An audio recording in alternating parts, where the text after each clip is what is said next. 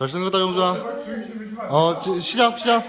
이제 동영상 스타트했어. 시작. 그냥 하면 될까요? 어. 저 같은 경우에는 스토리보다 레이아웃을 중시해갖고 그 레이아웃에 대해서 살짝 설명을 해드리려고 왔습니다.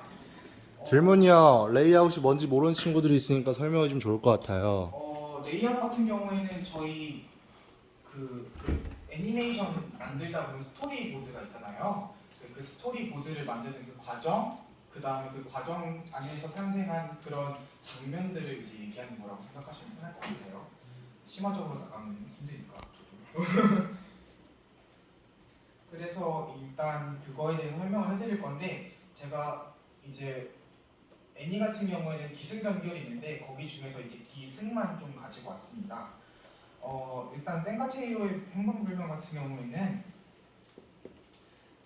먼저 저희가 알아야 될 게 애니메이션을 만들 때 어떤 형식으로 스토리보드와 레이아웃을 짜는지에 대해서 먼저 알아야 되고, 그거에 대해서 이제 동세를 넣고 동화를 넣어갖고 제작하는 걸 이제 애니메이션이라고 하잖아요. 그래서 저는 개인적으로 애니메이션의 구도를 짜는 것은 일러스트를 그리는 것과 매우 유사하다고 생각을 해요. 이게 무슨 말이냐면, 일러스트의 한 장면을 그리고 그 장면에서 여러 장의 프레임을 넣으면 일러스트를 애니메이션으로 바꾼다는 생각으로 제작을 하는 편이거든요. 그게 저한테 편해서요. 하지만 다른 점이 있다면, 일러스트는 함축적으로 그 한 장을 보여주면 애니메이션은 흐름을 통해 보여주는, 이제 애니메이션은 그 흐름을 통해서 보여준다고 생각을 합니다.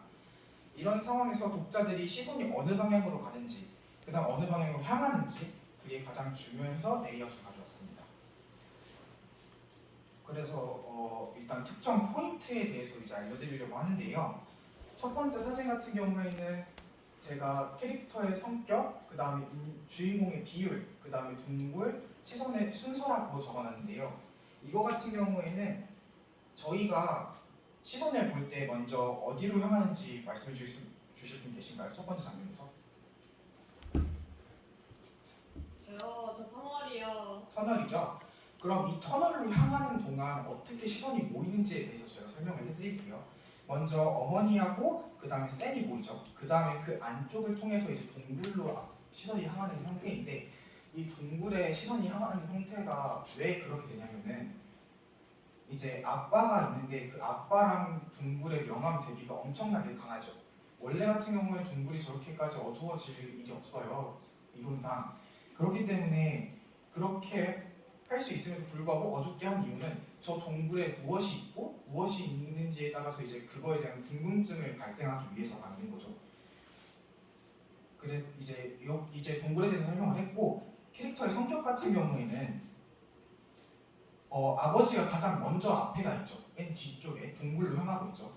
그러면 이 아버지의 성격 같은 경우에는 이 장면에서 볼 수 있는 거는 당도랑, 그 다음에 이 당당한 성격 때문에 나오는 그런 모험심? 이런 것들을 좀 표현할 수 있습니다. 다만 이제 엄마 같은 경우는 대비적으로 보여주는데요. 이 엄마 같은 경우에는 차 안에서 이제 스토리를 보셨으면 알겠지만, 굳이 저쪽을 들어가야 될까? 이러면서 쌤과 같은 생각을 하고 있었어요, 초반에는. 그래서 이런 초반 생각을 통해서 이제 아직 조심스러움을 나타낼 수 있는 그런 상황입니다. 그 다음에 주인공의 비율 같은 경우에는 아빠하고 엄마 같은 경우는 비율이 되게 작아요. 하지만 주인공을 가장 크게 배치를 해갖고 얘가 주인공이라는 걸 암묵적으로 계속 쭉 보여주고 있어요. 나중에도 보시면은 동굴 안에 들어가면은 엄마 손을 잡은 씬을 엄청 많이 보여주거든요. 그런 장면을 통해서 얘가 주인공이라는 거를 암묵적으로 보여주고 있습니다. 두 번째 사진 같은 경우에는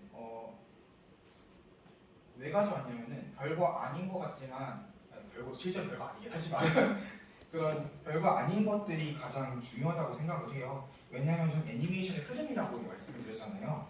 그 애니메이션의 흐름에 들어가는 부분이라고 생각을 하기 때문입니다. 얘네들이 어디로 향하는지, 그 다음에 향하는 길에 무엇이 있는지를 되게 자주 보여주거든요. 생과 제일 초반 부분에. 그런 부분을 이제 설명해주는 딱 좋은 장면이라고 생각이 듭니다. 그 다음에 이 세 번째 사진 같은 경우에는 아빠가 음식을 엄청 맛있게 보고 있죠. 근데 이 맛있게 보고 있는 장면을 보시면은 첫 번째 같은 경우에는 연기를 통해서 이쪽에 시선을 막아줬어요.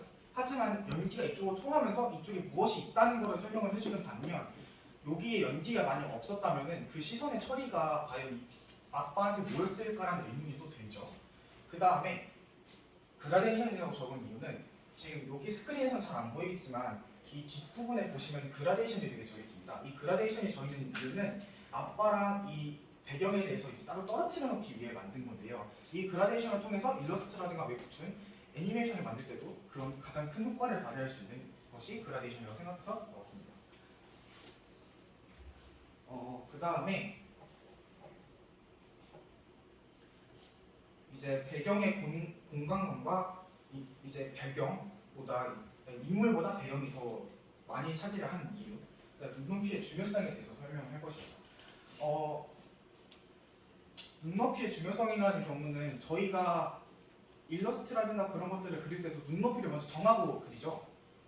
앵글을 만들 때도 이제 먼저 그렇게 하는데 그렇게 하는 이유가 이 인물이 이쪽을 향해서 이제 공감을 하기 만들기 위해서 제작을 했기 때문에 눈높이의 중요성이 가장 중요하다고 생각을 하는 겁니다. 인물을 가장 중앙에다가 두고 그 다음 밑에 엄청 작은 칸에 땅을 둔 다음에 위쪽에 하늘을 두었죠. 그 다음에 배경 같은 경우에는 지금 인물보다 되게 큰데요. 일단 1차적인 배경, 그 다음 뒷부분에 보이는 2차 배경, 3차 배경, 그 다음에 맨 뒤에 보이는 하늘까지 4차 배경. 총 4차 배경을 통해 갖고 이곳이 어디든지, 그 다음 이곳이 어떤 방식으로 형성이 되어 있는지 그런 것에 대해서 설명을 하고 있습니다. 이거를 설명드리기에 앞서서 저는 이 컷이 이거랑 되게 중요하다고 생각을 하고 있었거든요. 맨 이쪽에 보시면은 3장 분할이라고 제가 말씀을 드려놨어요. 이 3장 분할 같은 경우에는 애니메이션을 만들 때 가장 중요한 부분이라고 생각을 합니다. 왜냐하면은 애니메이션을 만들 때 시선이 어느 쪽에 잘 끌리는지에 대해서 설명을 하는데 지금 저기 2번하고 4번 부분에 형광색 펜으로 처리가 되어 있죠. 저 오른쪽 끝부분에 대해서 사람들이 시선이 제일 많이 간다고 이론적으로 나와 있는 증거예요. 그래서 이 점을 기준으로 오른쪽이라든가 왼쪽 저런 저 형광색 점이 있는 부분에다가 이제 인물을 배치를 해놓으면은 이 인물이 어떻게 되어 있는지, 그 다음에 인물이 왜 잘 보이는지에 대해서 설명이 가능합니다. 이거 같은 경우에도 지금 아까 전에 왼쪽 아래 점이 있었죠. 그 부분에 대해서 이제 3등 분할의 기법을 사용한 것이고, 여기에 대해서는 이쪽에 만약 그림자가 없었다면은 서로 여러분들은 어떻게 생각하세요? 뭔가 되게 붕 뜬다는 느낌이 드실 거예요. 왜냐하면은 이 그림자가 사라짐으로써 그 명암 대비로 인해서 생기는 그런 막아주는 역할을 아예 방해를 해버리기 때문에 배경에만 정말 집중이 되고 이 셀에 대해서는 엄청 안 보이게 될 거예요. 그렇기 때문에 이제 그림자를 통해서 이런 큰 그림자를 먼저 그려주고 그 다음에 옆으로 가는 이런 그림자들을 통해서 이제 셀이 이쪽에 있다는 것을 이제 암묵적으로 암시하고 있는 것을 볼 수 있습니다. 그 다음에 배경을 다시 한번 보여주는 그런 계기가 되기도 해요. 이거 같은 경우에는 많은 대비들이 있습니다. 왜냐하면 70%는 지금 어둠이고 30%는 빛이에요. 지금 이거는 그냥 이 배경에 대해서만 설명하는 게 아니라 셀의 심정까지 설명을 할 수 있는 부분입니다. 셀의 심정 같은 경우는 지금 여기 들어와갖고 난 어떻게 해야 되지라는 심정을 많이 가지고 있거든요. 그 다음 불안과 초조 이런 것들을 가지고 있어서 아 얘가 지금 되게 암울한 상태구나라는 것을 배경으로 알려주고 그 다음 이 신들은 되게 신나하는 모습을 볼 수 있습니다. 그걸 통해서 이제 레이아웃이 이제 인물의 성격까지 같이 보여준다는 것을 설명하고 싶었어요. 그 다음에 자세를 보시면은 엄청 왜소하죠. 왜소하고 되게 가기 힘들어하는 표정이에요. 이게 왜 그렇게 되냐면은 이제 자체적으로 성격에서 이제 나타나는 부분도 있긴 하지만 어둠을 주고 그 다음에 이 캐릭터를 왜소하게 그림으로써 얘가 더 힘들구나 하는 상황을 극대화시킬 수 있기 때문에 왜냐면은 여기서 수시에 빠져갖고 인물을 조금 더 크게 그릴 수도 있는 상황이고 더 맞춰서 이제 비율 좋게 맞출 수도 있는데 일부러 이제 되게 작게 그려서 왜소화시킨 거죠. 그 그 다음에 이거 같은 경우에도 3분 분할이 들어가는 이제 레이아웃인데요. 아까 흐름에 대해서 말씀을 드렸는데 딱 6번째 사진에 보시면은 엄청 왜소하게 있었죠. 지금도 점점 계속 왜소하게 있는 모습을 볼 수 있습니다. 흐름에 대해서 갑자기 얘가 당당하게 있다가 왜소하게 있는 거는 되게 개연성이 떨어지죠. 근데 왜소하게 있다가 계속 왜소하게 있으면은 그 캐릭터에 대해서 조금씩 몰입을 하게 돼요. 그런 몰입에 대해서 설명을 하고 있는 부분이라고 생각하면 좋겠습니다. 그 다음에 주인공의 성격도 보이는 장면이죠.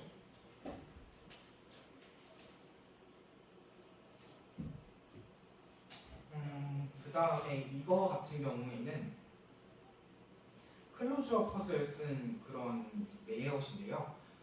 클로즈업 같은 경우에는 보통 여러분들 어떻게 사용한다고 생각을 하세요? 인물에 집중하기 위해서. 그죠? 인물에 집중하기 위해서 사용을 하는데 그런 인물에 집중하기 위해서는 이 인물이 왜 중요한지에 대해서도 생각을 해야겠죠. 보통 클로즈업을 사용하는 것을 보면은 보통 주요 인물들이에요. 다른 애니메이션을 보고 영화를 봐도 클로즈업 컷은 보통 주요 인물들이 많은 컷이에요. 실제로 유바바 같은 캐릭터 같은 경우에는 이제 기승전결에서 기승부터 결까지 전부 다 나오죠. 그렇게 중요한 인물이기 때문에 이렇게 잘 보여주는 거고 이 인물에 대한 성격도 미리 알 수 있어요. 이거는 후반이고 전반에 있는 흐름의 컷들인데 이 전반에 있는 흐름의 컷들이 보면 엄청 화려하죠. 그 다음에 자신의 반지 같은 것들도 많이 보여줘요.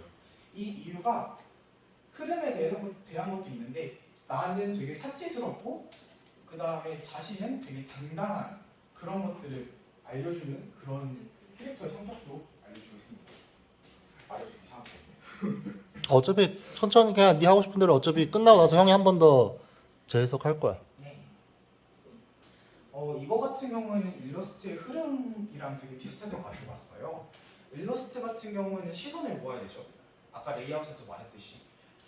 근데 흐름을 모으기 위해서는 원의 형태가 가장 적합하다고 생각을 해요. 그래서 이런 오브젝트들을 보면은 종이랑 책, 그 다음에 뭐라 그러더라? 스탠드. 스탠드 이런 것들, 그다음 목걸이들 이런 걸 이용을 해서 이제 이 유바바라는 인물에 대해서 확정적으로 이제 포커싱을 주고 있습니다. 그 다음에 이 컷 같은 경우에는 잘 안 보시겠지만 여기 줄이 있어요. 이 줄 같은 경우를 사용을 해갖고 이 줄을 당기면 무슨 일이 일어나는지 그런 다음 행동에 대해서도 이제 의문이 들겠죠. 여기서 하나 알려드릴 거는 애니메이션을 만들 때 인물을 먼저 보여주고 그 인물이 하는 행동, 그 행동을 함으로써 생기는 사건들이 있죠. 그런 사건들을 통해서 이제 독자들은 의문을 가지고 그 애니메이션 속에 있는 인물들의 반응을 또 보는 그런 재미로 애니메이션의 진행이 된다고 생각합니다. 네, 이상입니다. 자, 굿.